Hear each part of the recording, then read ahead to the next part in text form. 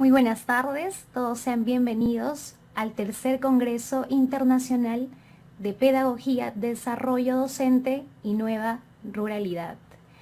El día de hoy voy a estar de panelista. Mi nombre es Brunella Rasmussen Salazar, estudiante de la Escuela Profesional de Lengua y Literatura. Tenemos hoy el agrado de presentar y el honor de presentar al docente Herman van de Velde. La experiencia del docente es en la Universidad Nacional Autónoma de Nicaragua. El docente es experto en acompañamiento pedagógico y metodológico a proyectos juveniles y de educación alternativa a nivel de Centroamérica.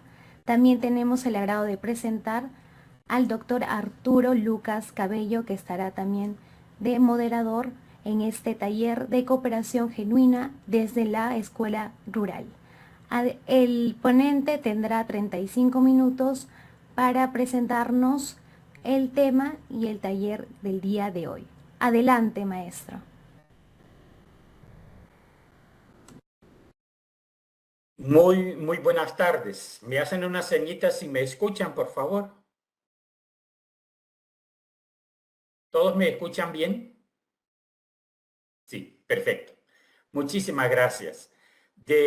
Bueno, yo desde Nicaragua les agradezco muchísimo la invitación para participar en este nuevo congreso.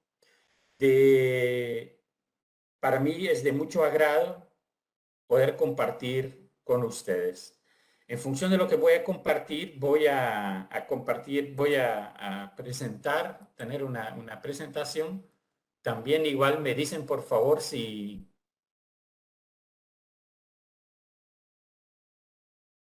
ustedes ya lo están viendo lo que estoy compartiendo. Que alguien diga que sí o que no, porfa. Sí, Sí, bueno. maestro. Sí, ve. Pues muchas gracias, muchas gracias. Estoy tratando, porque estoy desde una portátil, porque no estoy en mi casa, entonces estoy componiendo aquí un poquito la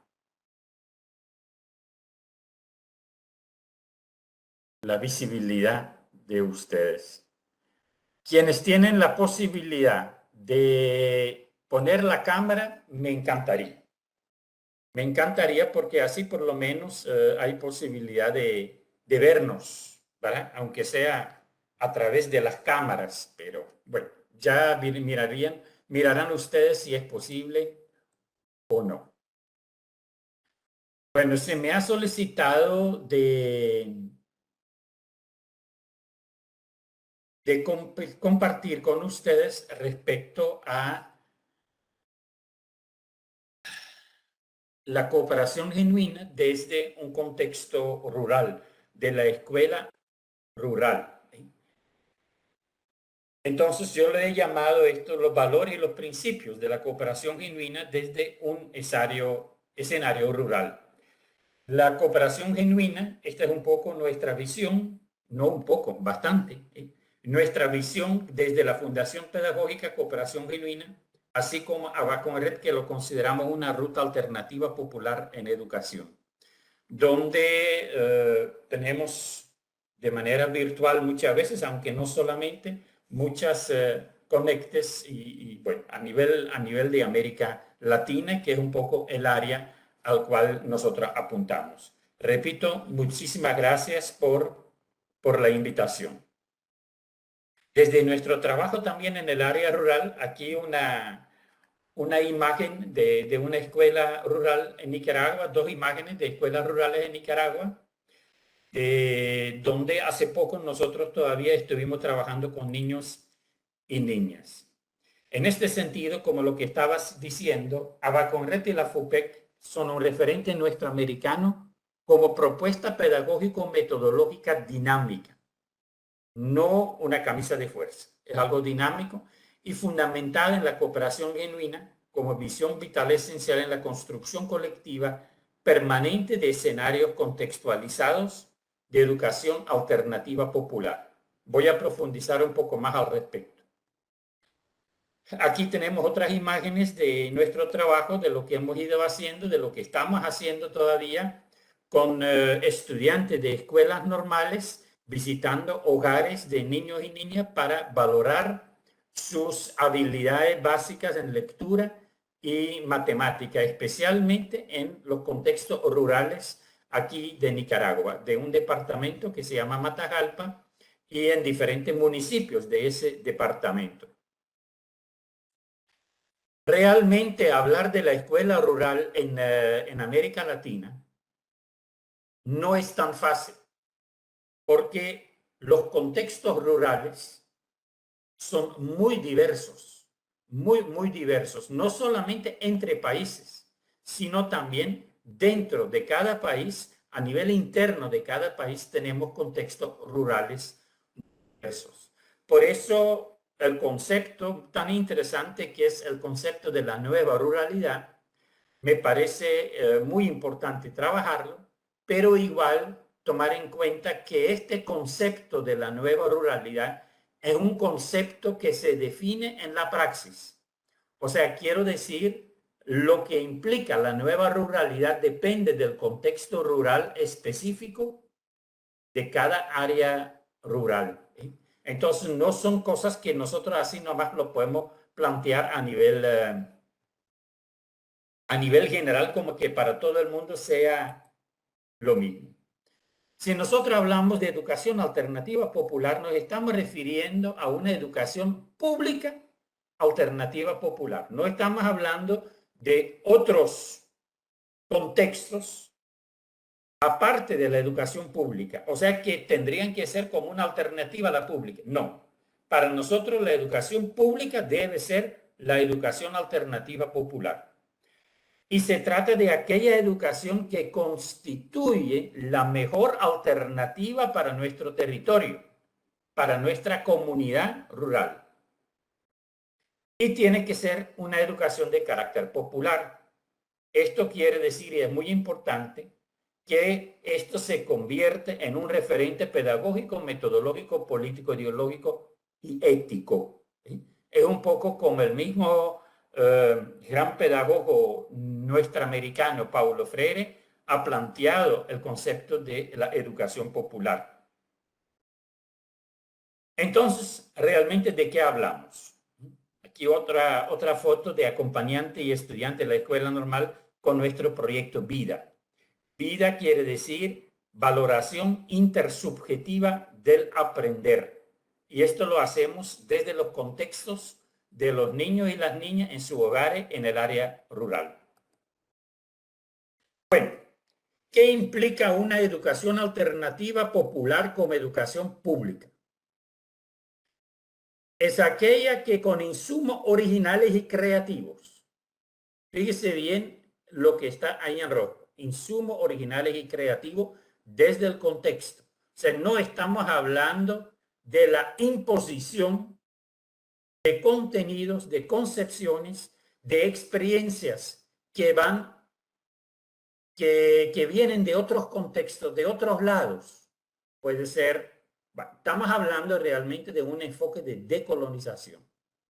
Y que esto apunta a la formación integral e integradora que implica el desarrollo humano, comunitario y personal. Estos son dos aspectos que van juntos, lo comunitario y lo personal. Provocando, y aquí de nuevo, desde su propio ser, o sea, desde donde tenemos que partir todo nuestro quehacer educativo, desde nuestro propio ser como producto colectivo, histórico, sociocultural, y provocar ¿qué? Cambio de actitud, porque esto implica el aprendizaje, un cambio de actitud. Aprendizaje no se define simplemente como adquisición de conocimientos o un cambio de conducta. No, va mucho más allá, es mucho más profundo. Debe ser un cambio de actitud que también implica en ese sentido la personalidad de la identidad ecopersocial de cada quien. Y esto basado en una cooperación genuina y orientados a un emprendimiento social de calidad, o sea, de interés colectivo también. Siempre hablando de la educación alternativa popular, esto implica necesariamente que tenemos que apropiarnos críticamente de la herencia histórico-sociocultural. Tenemos que saber de dónde venimos para poder comprender dónde estamos y poder definir hacia dónde vamos.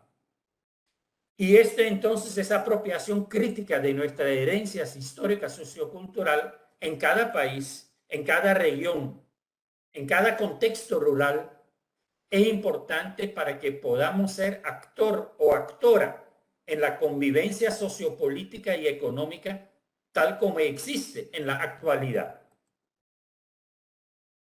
Pero también eso no es suficiente.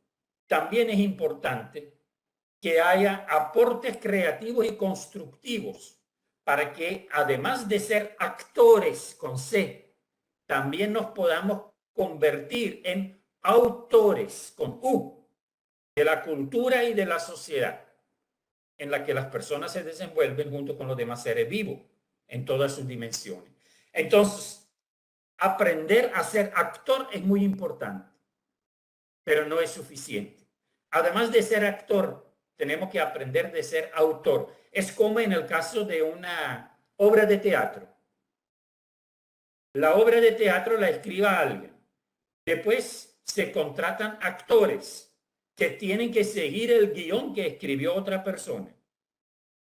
Pero nosotros entonces queremos hacer aquí la invitación que además de aprender a ser actores en esos escenarios actuales que fueron escritos por otros, que también desde el área rural aprendamos a ser autoras y autores de nuevos escenarios en nuestras comunidades rurales. Aquí nuevamente 2 fotos del trabajo que estuvimos haciendo allá en Matagalpa, en el área rural. ¿Por qué lo llamamos una educación alternativa popular, como educación pública? Específicamente refiriéndonos al área rural. En primer lugar, por construir oportunidades a personas no integradas e históricamente excluidas del sistema escolar. O sea, una educación incluyente. Y ahí no podemos olvidarnos que con mucha frecuencia ha sido el área rural que a nivel educativo ha sido excluido. Que las oportunidades de formación de aprender desde el área rural no siempre han sido las más adecuadas. Más adelante yo les voy a dar algunos ejemplos de cómo esta parte se está trabajando desde Nicaragua. También alternativa porque por desarrollar una metodología orientada al trabajo, al aprendizaje consciente, activo y significativo de cada uno de los participantes. Y cuando decimos inclusión en el punto anterior, también aquí queremos hacer énfasis que hay que incluir al facilitador o la facilitadora. Y esto, por supuesto, tiene consecuencias para el proceso de construcción y concreción curricular, porque estamos hablando no de querer enseñar unos a otros, sino estamos hablando de un aprender juntos y juntas, incluyendo también el maestro, la maestra. También alternativa por su orientación desde los valores de cooperación y solidaridad en vez de las competencias. Equidad y justicia social como proceso y como producto.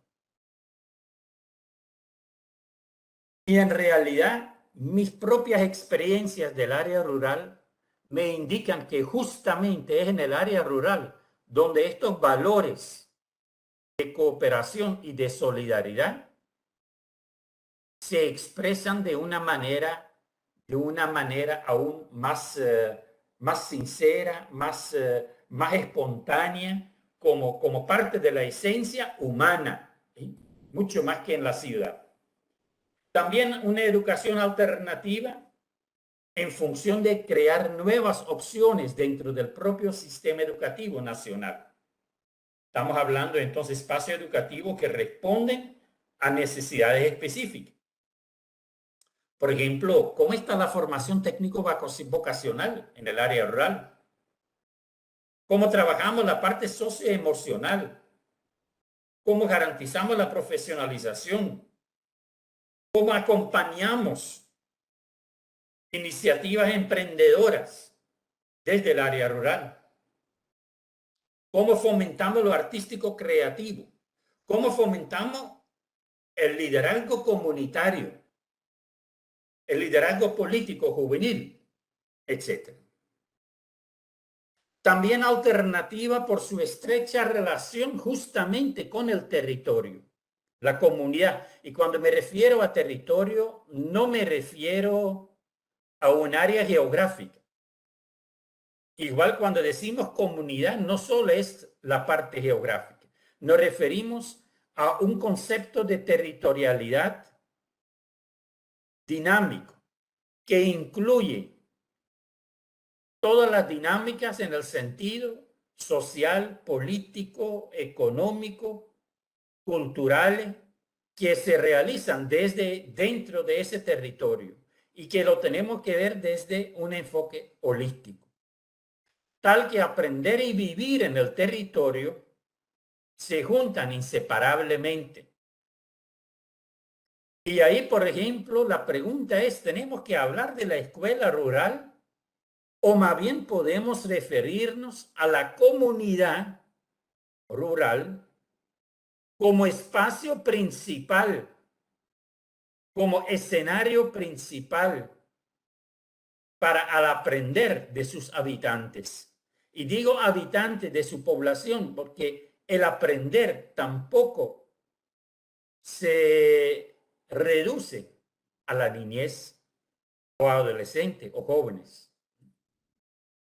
Entonces, decimos aquí que aprender y vivir en el territorio se juntan inseparablemente y la interacción con el entorno comunitario vuelve a ser una condición indispensable para el aprendizaje significativo. En este caso, el currículo, además de cumplir con requisitos nacionales, contempla también contenido de aprendizaje muy contextualizado territorialmente. Y esta es una respuesta dentro de un movimiento tan importante en nuestros países a nivel de nuestra América, este movimiento que lo llamamos decolonización. Y esto también alternativa por asumir el desafío de la construcción colectiva de comunidades educativas comunitarias. Por lo general hablamos de comunidades educativas cuando nos referimos a la comunidad educativa de una escuela, o sea, comunidades educativas escolares. Desde Abaconret y la FUPEC nos atrevemos a dar la sugerencia, a lanzar la propuesta que hablemos de comunidades educativas comunitarias a nivel de la comunidad o comunidades educativas territoriales, pero sabiendo que nos referimos a ese concepto dinámico de la territorialidad. Y esto bajo los valores de responsabilidad compartida y poder compartido. Entonces, estos valores, ¿cómo aparecen estos valores? Una educación incluyente, aprendizaje de calidad. Ahí está la palabra clave para todo aprendizaje de calidad. Porque para poder hablar de aprendizaje de calidad tiene que haber calidad para todas y todos, no solo para algunas o algunos, porque ahí estaríamos discriminando. Entonces, la inclusión motivadora, porque no es simplemente incluir por incluir, sino se trata de crear ese ambiente motivador que permita esa inclusión consciente y que nadie quede afuera. Los valores que tienen que ver con esto directamente son varios. Ahí tenemos la solidaridad, que también en el campo rural, en el área rural, bueno, creo que todas las áreas rurales en los diferentes países tienen características específicas, ¿verdad? Pero el compartir en general, yo me acuerdo comunidades donde claramente de que si en un hogar, ahí en el campo rural, se le hace una sopa, se prepara una sopa o nacatamale, como decían aquí en Nicaragua, esto automáticamente, esto no es solo para el hogar, también este es algo para la vecindad, este se comparte. Si hay algún problemita en una casa, hay actitudes solidarias inmediatamente porque los problemas se resuelven en conjunto. También otro valor, la equidad a nivel de género, a nivel de generacional. La responsabilidad compartida, que es más que responsabilidad distribuida. Tenemos que ver esto muy bien, porque responsabilidades podemos distribuir y cada uno a lo suyo.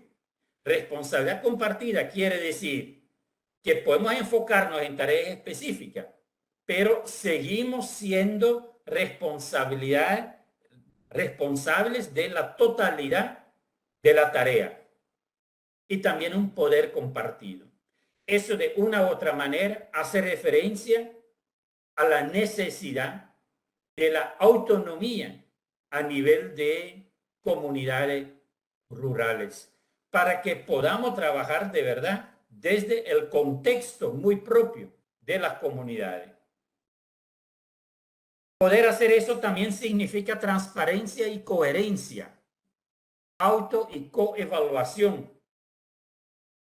conciencia crítica histórica, descubriéndonos como persona y como colectivo. Es muy difícil ser educador, educadora, maestra, maestro, si no nos hemos descubierto, o por lo menos si no estamos en camino de descubrirnos como persona y como colectivo. Porque solo descubriéndome también va a ser posible de compartirme, ¿sí?, de manera consciente.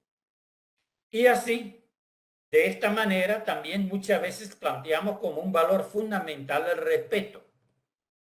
Desde Abacorreta y la FUPEC decimos que el respeto a la diversidad no es suficiente. Es importante, pero no es suficiente.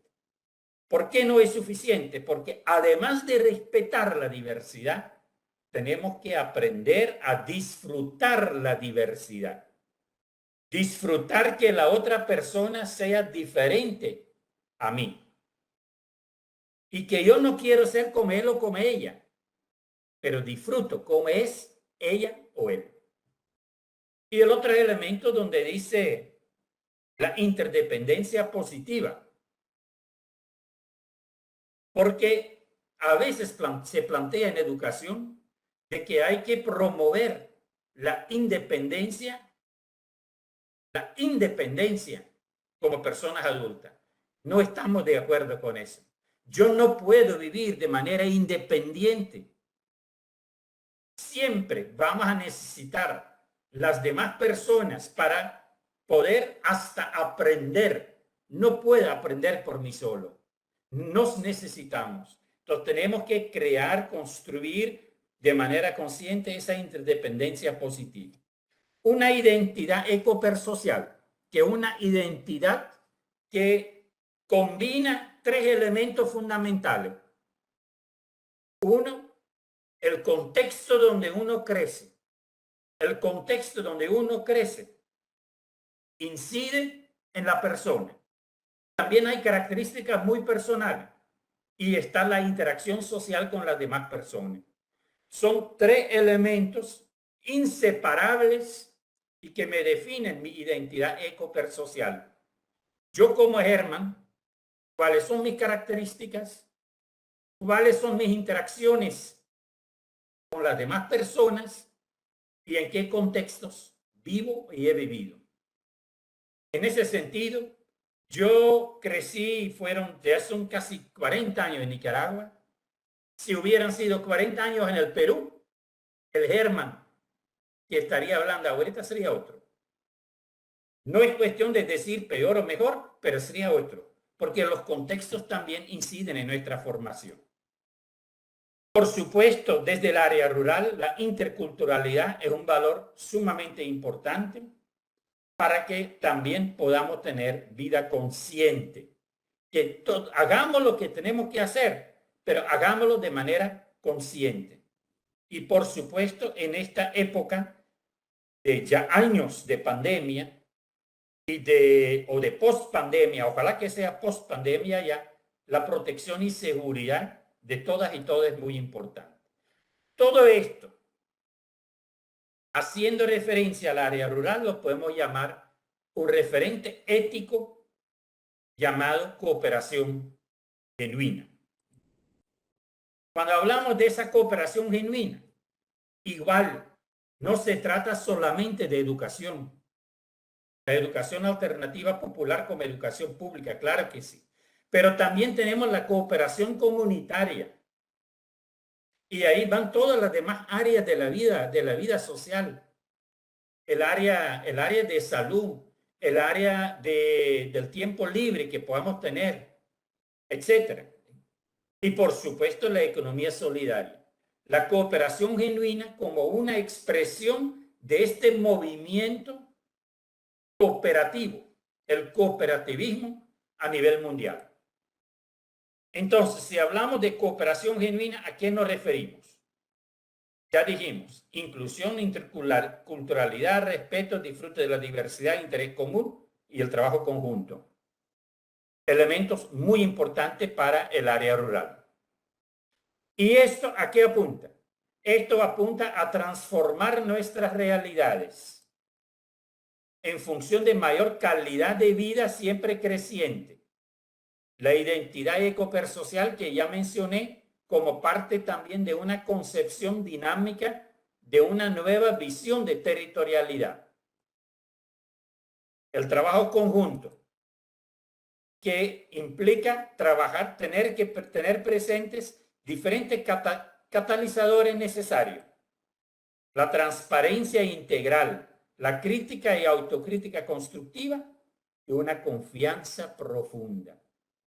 Tenemos que trabajar la confianza en sí misma y la confianza en las y los demás, la confianza en el trabajo conjunto, la confianza también en el trabajo cooperativo. Esto se basa en diferentes ejes, que la mencionamos aquí a la izquierda. Participar. Asistir y participar no es lo mismo. Participar es estar activa dentro del trabajo educativo comunitario. Significa vivir experiencias. Después, la participación permite vivir experiencias y aprender de ellas. Nosotros lo llamamos experienciar. También permite aprender de esas experiencias, implica construir conciencia. Y si tenemos conciencia, lo podemos comunicar. Y ahí, muy importante, la sistematización de las experiencias para poder integrarnos en un solo movimiento hacia la calidad del aprendizaje también en el área rural.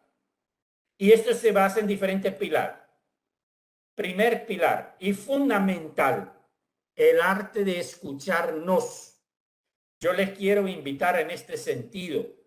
Reflexionemos profundamente sobre lo que significa el arte de escucharnos. Porque si comparamos hablar con escuchar, al hablar repetimos lo que ya sabemos, pero al escuchar podemos aprender porque nos damos cuenta de cosas que todavía no sabemos. Y el escuchar nos ayuda a pensar. Y en realidad el arte de escuchar es más difícil para desarrollar que la habilidad de hablar. Sin embargo, qué satisfacción no nos da cuando nos damos cuenta que alguien me escucha. Y qué frustración no es cuando nos damos cuenta que estamos supuestamente dialogando con alguien, pero que esa persona o esas personas no nos escuchan. En el proceso de escucha participa todo nuestro cuerpo. La escucha no solo es con los oídos. Tono de voz, gestos, postura, contexto, expectativa, valores, cultura. Y saber escuchar no necesariamente implica que estamos de acuerdo, pero sí se trata de una actitud abierta, apertura, diálogo, respeto, silencio, interés y disfrute. En este sentido, una invitación para que aprendamos a escuchar para comprender, en vez de escuchar para responder o juzgar. Una necesidad muy especialmente en cuanto a nuestro contexto rural. Durante años aprendemos a leer y escribir, a hablar también, pero a escuchar. ¿Qué energía le invertimos en el aprender a escuchar? Arte de escucharnos para la habilidad de interpretarnos y también la intención a comprendernos. Entonces, escuchar para interpretar con la intención de comprender. Y el nos es muy importante porque ahí está lo incluyente. También tenemos que aprender a escucharnos, a interpretarnos, comprendernos, no solo a las de los demás, sino también a nosotras y nosotros mismos. Solamente así será posible descubrirnos y poder compartirnos si tengamos esa voluntad que es tan importante. Y llevarnos a una decisión de compromiso, un compromiso con la comunidad y con las personas, con la visión de poder integrarnos y juntas y juntos concretar nuestros sueños que deben ser el punto de partida para todo desarrollo. Quiero brevemente destacar algunos aspectos de lo que estamos haciendo en Nicaragua, digo yo a nivel nacional, a nivel de gobierno, y destacamos el enfoque esencial hacia una educación rural de mayor acceso y calidad con programas son programas que ya desde hace varios años existen aquí en Nicaragua, pero que se van profundizando. La educación inicial en el campo, escuelas preescolares en cada comunidad, educación primaria en el campo, escuela de primaria en cada comunidad y que se integran en núcleos de educación rural. Una carrera de formación docente específicamente para multigrado en las escuelas normales. Y donde multigrado no debe presentarse como algo que ni modo es la única solución, sino que multigrado puede ser una opción pedagógica alternativa consciente, con mayores oportunidades para aprender en comparación con los grados únicos, quiero decir los grados cuando hay un grado único para los diferentes grupos.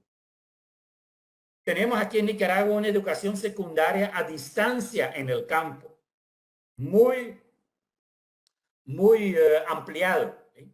Y más bien se promueve que la formación docente multigrado se hace a través de estudiantes del área rural que hayan salido de la educación secundaria en el campo. Tenemos la educación técnica en el campo, carreras técnicas que respondan directamente a las necesidades del área rural. Y tenemos bien ampliado, bien trabajado, una educación universitaria en el campo, que se llama la UNICAM. También todo esto como educación pública. No estamos hablando de educación privada. Aquí, por ejemplo, tienen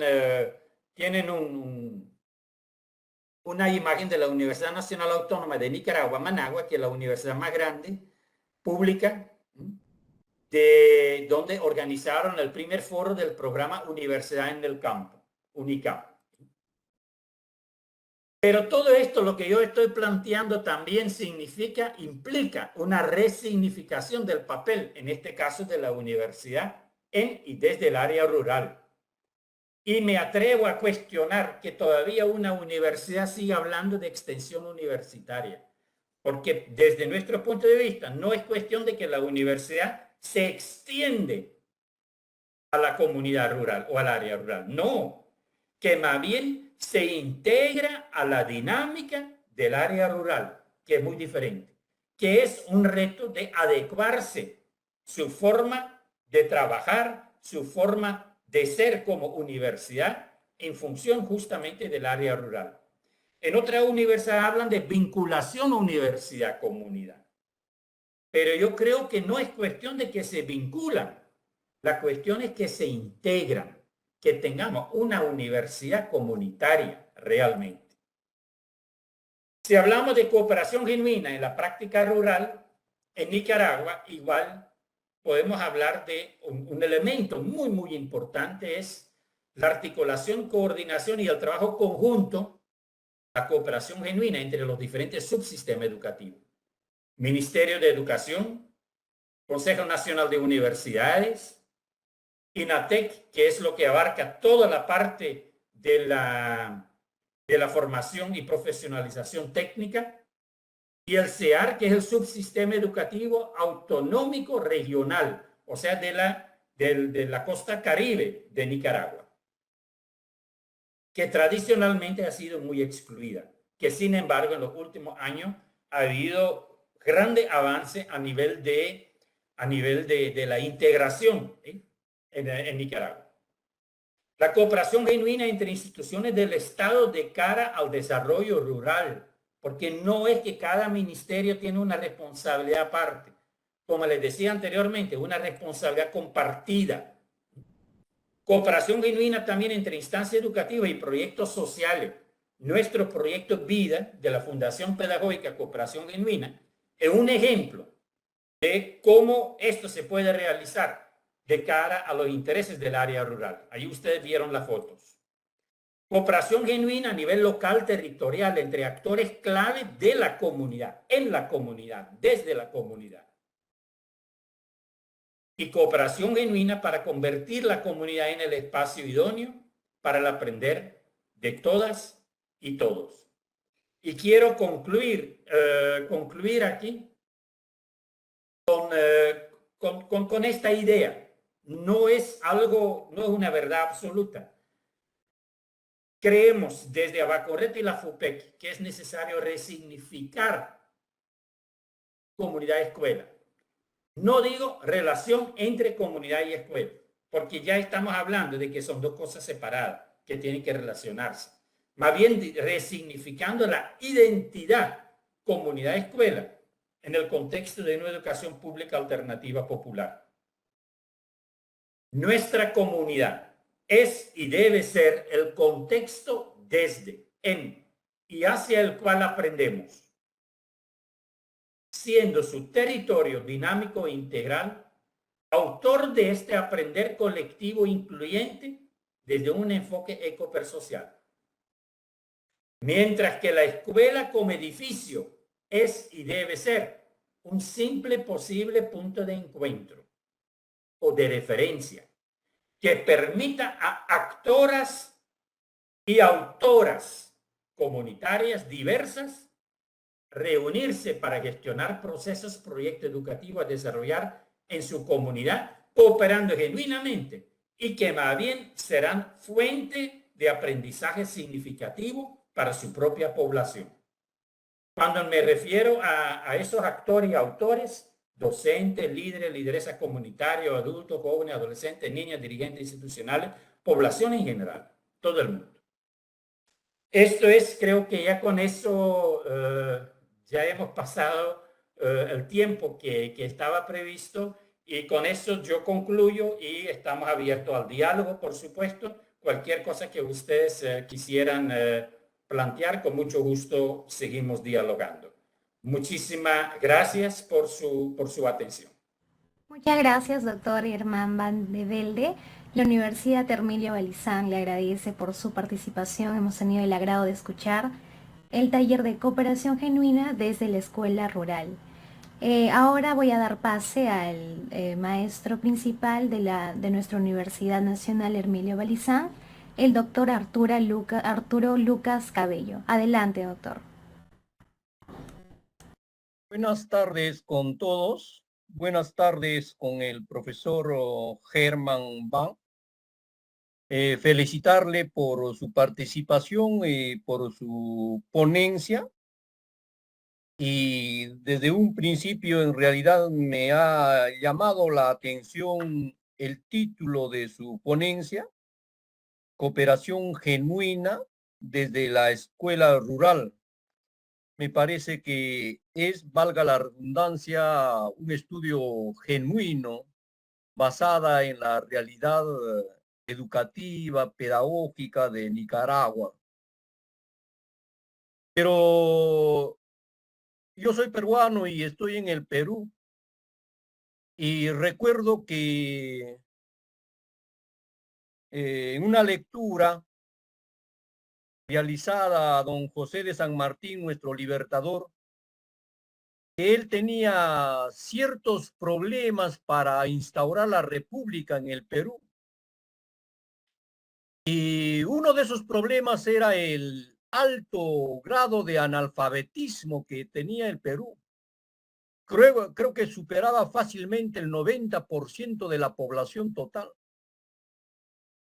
Y en un poco más de 200 años, ese nivel de analfabetismo no ha llegado a superarse totalmente. Hay todavía un porcentaje significativo de analfabetismo en el Perú.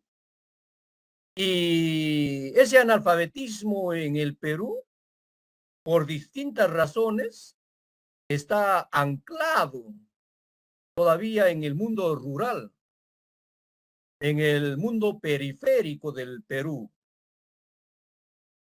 Y en realidad se han hecho muchos ensayos para poder superar este problema de analfabetismo, de exclusión educativa y pedagógica en el Perú. Recuerdo que en los años 80, por ejemplo, se nombraba docentes egresados de la secundaria para ir a las zonas más lejanas del Perú, a las zonas rurales, para poder enseñar, educar a los niños, a los jóvenes de estas zonas. En el Perú, un poco más del 61% de escuelas son escuelas rurales, son escuelas de multigrado o unidocentes, que en realidad no garantizan lo que usted llama, por ejemplo, una educación inclusiva, una educación de calidad, una educación significativa, pertinente, también una educación globalizante en términos pedagógicos, porque como relataba hace unos minutos atrás, en el Perú, en los años 80 y de alguna manera hoy, esos docentes que trabajan en escuelas multigrados no tienen la educación, digamos, formal para poder desempeñarse a alto nivel en estas formas pedagógicas. Y se suma a esto una serie de situaciones. Por ejemplo, el alejamiento físico, el alejamiento social, el alejamiento intelectual de estos profesores. Cuando hablo del alejamiento físico, me refiero que están en lugares muy inhóspitos, a la cual muchas veces no se tiene acceso sino por caminos muy rurales, digamos. Y por otro lado, social digo, porque usted sabe, como también lo ha señalado, el diálogo es importante para poder que el docente pueda ir aprendiendo también del otro, como así lo hacían los griegos en el ágora, ¿no? O cuando me refiero al distanciamiento intelectual, tienen poco acceso tener, digamos, o capacitaciones permanentes, capacitaciones a la mano. Decía que con este propósito se había ensayado una serie de trabajos.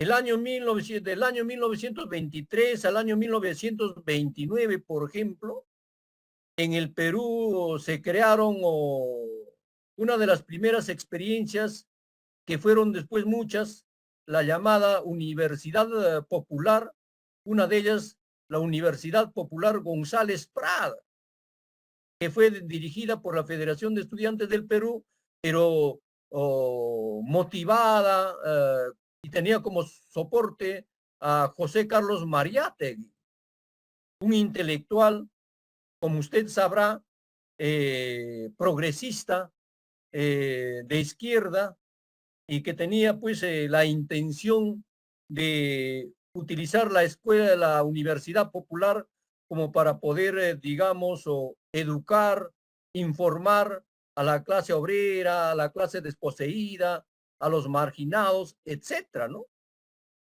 Y después, ya en el año 1969, en los años 1973, con la reforma universitaria, perdón, con el gobierno militar, con el gobierno revolucionario militar de Juan Velasco Alvarado, se produjo grandes movimientos de carácter social, de movimiento de campesinos, obreros, estudiantes, etcétera. Se crearon también escuelas populares, centros culturales, se fortaleció los sindicatos, se fortaleció la CGTP, que precisamente fue creado por Mariátegui, y también se fortalecieron los movimientos campesinos y la educación popular con ella.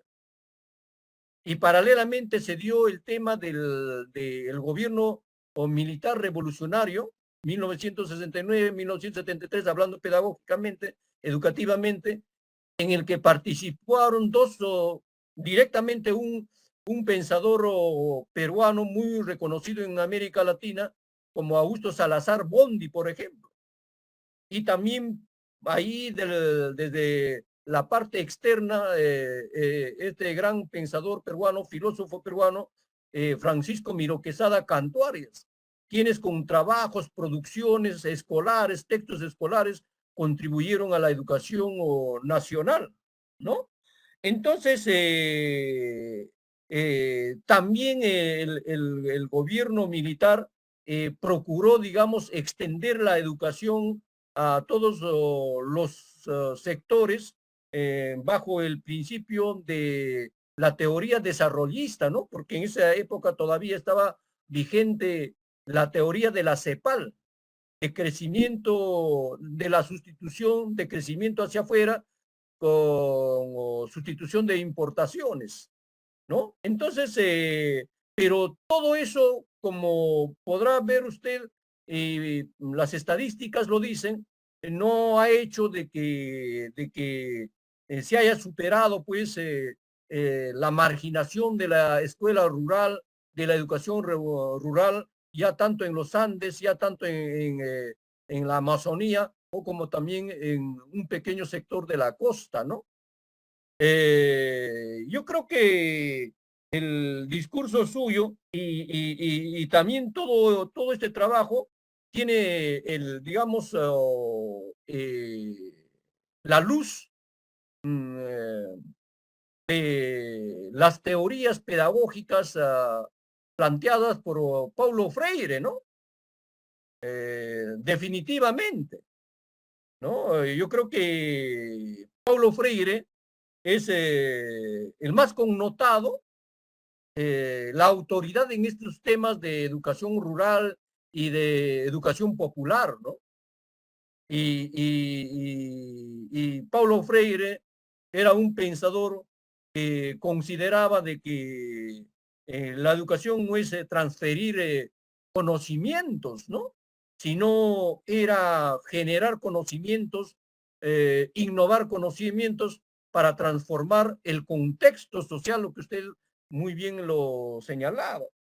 Entonces, en ese sentido, yo quisiera plantearle algunas consultas para su reflexión y nos ayude a tener, digamos, una idea más cabal de todo lo que nos dijo, ¿no? Uno referente a Paulo Freire. Eh, hoy día, la vigencia de la educación popular de Paulo Freire ¿tiene alguna posibilidad?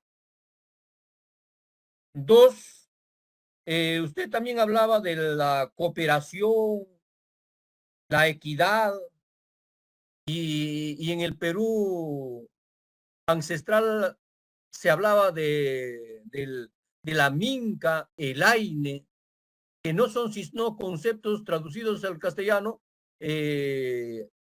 trabajo, enseñanza, de ayuda, de cooperación, el aine y la minca. Entonces, en ese sentido, ¿cómo unir heurísticamente la tradición, las costumbres eh, eh, populares como una educación eminentemente lógica, eminentemente racional y científica? Y finalmente también he recogido aquí muchas frases suyas, inclusión, calidad para todos, respeto a la diversidad, disfrutar de la diversidad, ¿no? Disfrutar de la diversidad. Pero cuando usted habla, no habla solamente de la diversidad, digamos, ecológica, que es naturaleza y hombre, sino también de las de disfrutar de la diversidad, digamos, de las características del hombre, por no decir de sus características raciales, ¿no? Entonces, mi pregunta es, ¿qué herramientas implementar para promover y desarrollar una educación intercultural en un mundo arrasados por la globalización y por el consumismo tecnológico? Muchas gracias, profesor Germán Van. Esas son mis consultas y espero que haya sido pertinentes. Gracias.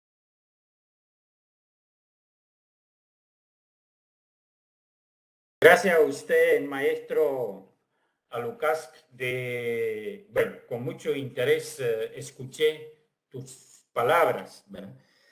Primero, antes de contestar la pregunta, voy a hacer referencia al contexto nicaragüense, que por supuesto es muy diferente al contexto de Perú. Desgraciadamente, solo he tenido la oportunidad de estar en Perú una sola vez y fue en Lima.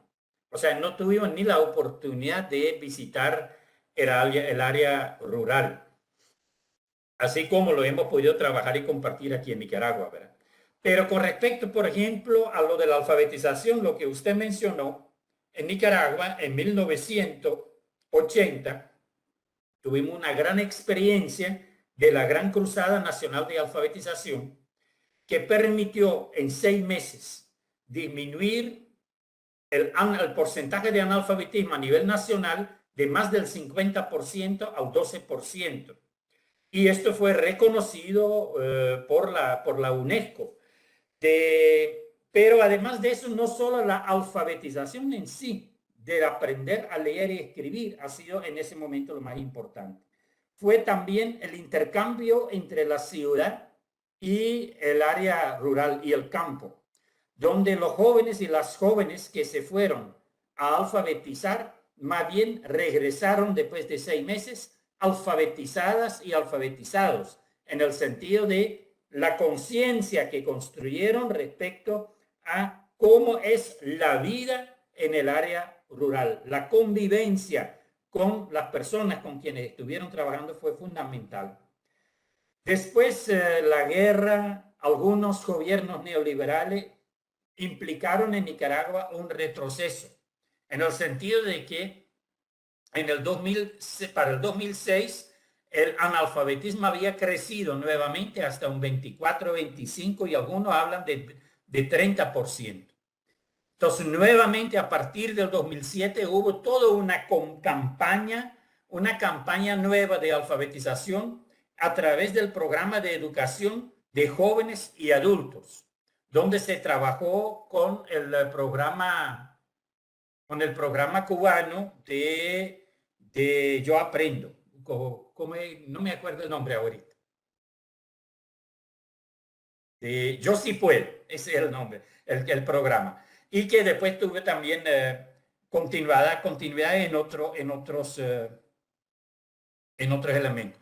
Otra diferencia que hay que tomar en cuenta entre Nicaragua y Perú, que Nicaragua, aunque sea el país más grande territorialmente de Centroamérica, en comparación con los países de Sudamérica sigue siendo un país pequeño. Entonces, en ese sentido, el área rural nuestro, y más gracias a los esfuerzos de vías de comunicación, el área rural nuestro en ese sentido es seguramente más accesible que en el caso de Perú. Porque como usted decía, ¿verdad? Para el diálogo también es importante que existan esas vías de comunicación y que haya alguna cercanía para el diálogo. Su pregunta con respecto a lo de Paulo Freire, usted no es el único que cuando nos escuchan hablar que identifican en cosas que nosotros planteamos de que haya incidencia en el pensamiento y el quehacer educativo de Paulo Freire hacia el pensamiento nuestro. Entonces, en este sentido, la pregunta si el pensamiento de Paulo Freire es vigente, nosotros consideramos que sí, claro que sí, porque él fue uno de los que plantearon claramente cómo el contexto, como la comunidad y el aprendizaje no son separables, sino más bien tienen que contextualizarse, por ejemplo, a través de las palabras generadoras, las palabras clave generadoras para la alfabetización, pero no solo a nivel de alfabetización. Lo único que, como es en el caso de todos los aportes que hay que resignificar. Creo que también los aportes de Paulo Freire lo tenemos que resignificar en la actualidad, en el contexto que tenemos. Y no hay una sola resignificación. La resignificación tiene que ser acorde al contexto. La resignificación siempre será contextualizada. Después, con respecto a usted mencionó en su segunda pregunta una cosa que personalmente a mí me tiene, como tengo que decir, con una gran inquietud. Nosotros hablamos de la cooperación, la equidad, y una tarea pendiente muy fuerte que tenemos, y de repente a lo mejor a través de todo el movimiento de ustedes, qué bonito sería que la pudiéramos realizar. Tenemos pendiente establecer esa relación entre lo que desde Centroamérica y desde nuestros contextos hemos ido construyendo como la visión de la cooperación genuina, cómo significar eso también desde un origen ancestral, cómo estos elementos también lo podemos retomar y relacionar directamente, porque hay seguramente montones de experiencias que nos permitan establecer esa relación.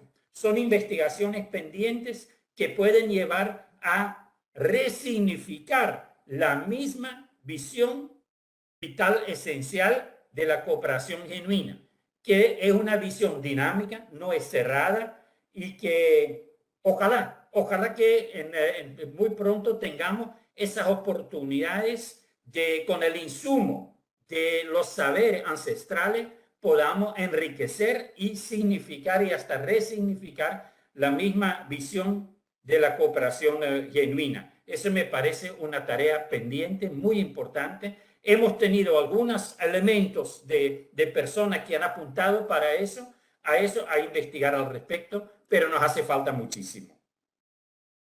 Y una tercera referencia suya era con respecto a la inclusión, ¿verdad? El disfrute de la diversidad, de en todos los sentidos, la diversidad, y entonces, ¿cuáles son las herramientas para la educación intercultural? Nosotros planteamos que la cooperación genuina, como visión vital esencial, es un camino y un horizonte. Es un horizonte en el sentido de que apuntamos a la transformación de nuestra sociedad para mejor para todas y todos de manera incluyente, y donde la cooperación genuina sea algo característico para nuestra sociedad. Pero también un camino, y ahí están las herramientas. Y una de las herramientas más fundamentales para poder trabajar la cooperación genuina es la construcción de confianza, trabajar en esa parte. Yo todavía estoy buscando el primer programa de estudio de cualquier área donde al inicio se plantea que antes de empezar a trabajar contenido hay que construir confianza, donde se garantiza para el aprendizaje de que haya un tiempo para construir confianza entre todas las personas. Y entonces eso de la confianza, y al otro lado los pilares como herramientas. El arte de escucharnos. Es tan importante poder escucharnos con la intención de comprendernos. Si no nos comprendemos, va a ser muy difícil que cooperemos genuinamente. Si no comprendemos por qué el otro y la otra es diferente y que lo podamos disfrutar, a excepción a lo mejor de situaciones extremas, es aprender a escuchar. Yo creo que en todas las comunidades, en todos los espacios educativos deberíamos trabajar talleres para aprender a escucharnos con la intención de comprender. Y el otro elemento que seguramente también es muy inherente a la calidad es que talleres, procesos que nos permitan ir descubriéndonos a través de también herramientas del arte, de la cultura, y ser quienes somos, y ser también, estar conscientes de quiénes queremos ser.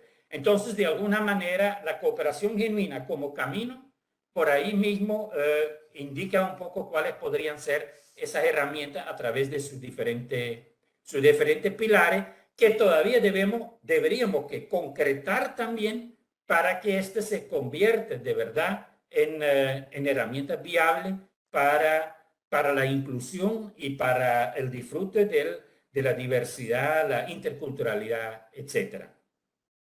No sé si con eso, maestro, le he respondido a sus inquietudes, pero bueno, esto por el momento sería lo que yo pueda aportar. Muchas gracias, profesor Germán. Muchas gracias a todos. Buenas noches. Muchísimas gracias a todas y todos y un abrazo. Agradecer al doctor Germán Van de Velde, agradecer también al doctor Arturo Lucas Cabello, en colaboración con la Universidad Nacional Hermilio Balizán, y ser maestro, agradecerle por la ponencia, doctor. Estuvo muy acertada y yo como estudiante de educación me ha servido mucho aprender sobre la cooperación genuina desde la escuela rural.